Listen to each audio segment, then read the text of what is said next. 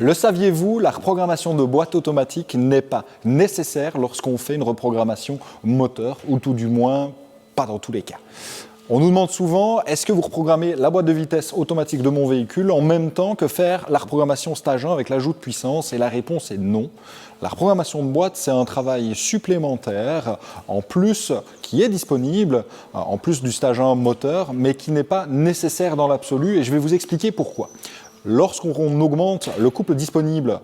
en sortie de moteur, on va avoir le calculateur de boîte de vitesse automatique, aussi appelé TCU, qui a une capacité d'auto-adaptation en fonction du couple disponible. C'est-à-dire que plus le couple moteur va être élevé, plus la boîte va pouvoir s'y adapter et régir différemment ses lois de changement de rapport, de manière à ce que le véhicule réagisse beaucoup mieux et que la boîte s'adapte.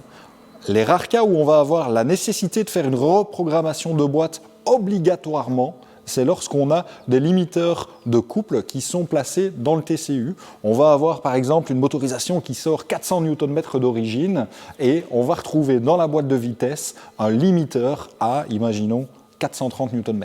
Dans ce cas-là, on peut essayer de sortir 500 en moteur, la boîte va brider à la valeur du limiteur et dans ce cas-là, c'est alors essentiel d'aller décaler ce limiteur dans les limites tolérables par la boîte de vitesse de manière à ce que le tout marche et fonctionne correctement et que la boîte travaille en bonne communication avec le moteur. Mais hormis ce type de cas,